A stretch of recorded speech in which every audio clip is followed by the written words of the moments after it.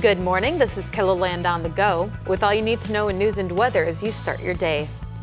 A crash near Rapid City in May has now claimed the lives of 2 women. The South Dakota Department of Public Safety says 56-year-old Leah Thornton was driving a Toyota Corolla on May 14th when it entered the intersection and was struck by a pickup. The impact ejected 76-year-old passenger Lila Henriksen from the vehicle. Both women suffered life-threatening injuries and later died. Authorities say neither of them were wearing a seatbelt. Sioux Falls voters have already cast their ballots for the city's next mayor, but they'll be heading back to the polls in less than 3 weeks. 5 candidates were looking to replace current mayor Paul Tenhaken. Now it's down to only 2 of the candidates in the runoff election. Christine Erickson and Jamie Smith were the top 2. Erickson got 37% of the vote, while Smith came in with 28%. It's the same as we've done the rest of the election. That's just work hard each and every day to get our message across to voters in the community and explain our vision for this community. That's not Jamie's Sioux Falls, it's our Sioux Falls. We're going to just keep doing the same things that we did. Clearly our strategy is working, our ground game is strong, and we're going to just keep meeting with people. That's what we do best. Smith was tight-lipped about a news conference scheduled for later this morning. He'll be joining 2 other candidates for mayor, Joe Batchelor and Greg Jamieson, for what is being called a message about the future of Sioux Falls. We plan to carry the news conference live on KELOLAND.com. The runoff election between Smith and Erickson takes place on June 23rd.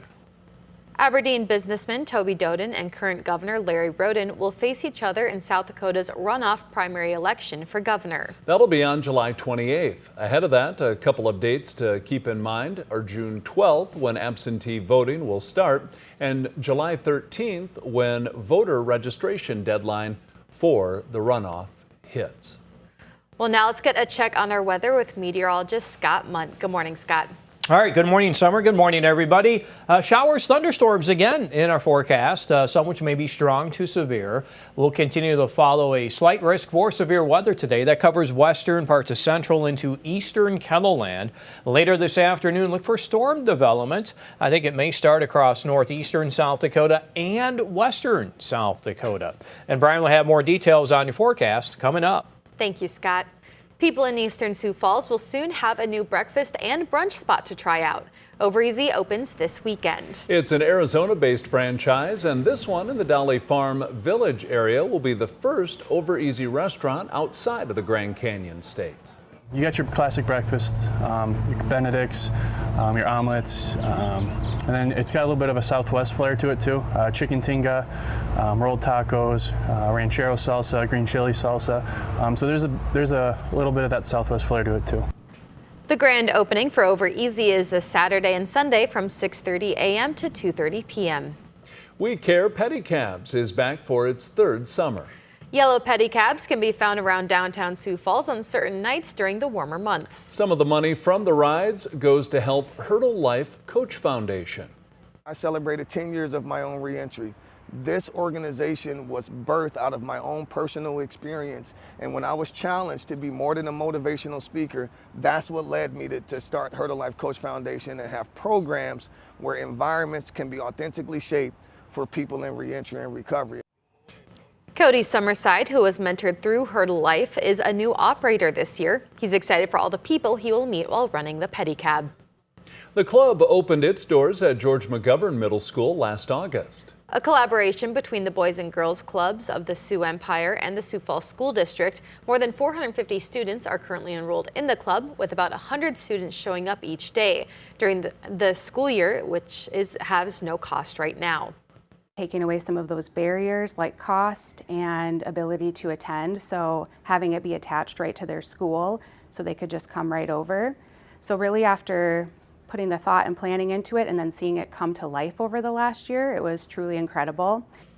Summer hours at George McGovern are 8 a.m. to 7 p.m. Monday through Friday. If you're looking for care at any Boys and Girls Clubs location, we've provided a link to the enrollment application with this story on KELOLAND.com.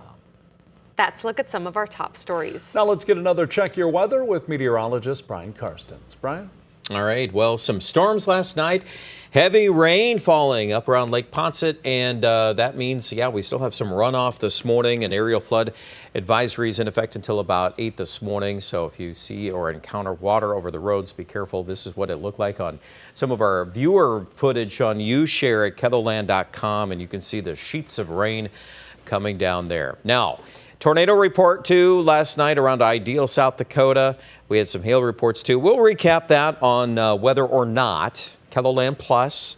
You can get that a number of different ways. Of course, we stream online. You can get it on Amazon Fire and Roku and lots of places. So check that out. Again, we go into a deep dive here at 9:30. And if you miss it, you can always get it on demand too.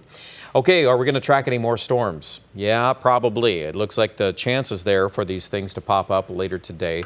The Northeast looks more probable, and then also the Black Hills. So I would kind of segment this maybe into two areas initially. Sioux Falls, maybe this, we've had a couple of showers in the southeast, but not anything organized. I still think we'll make it into the 80s, and then we'll watch those storms in the northeast and then also toward Rapid City. Let's keep in mind that tonight, too, more of these could fire up into central South Dakota. So Sioux Falls might have to kind of wait. We'll see if things hold together overnight. It's possible that could happen, and then things could roll in from the west during the early morning hours. Otherwise, temperatures, we're going to be on the warm side. A lot of 80s today.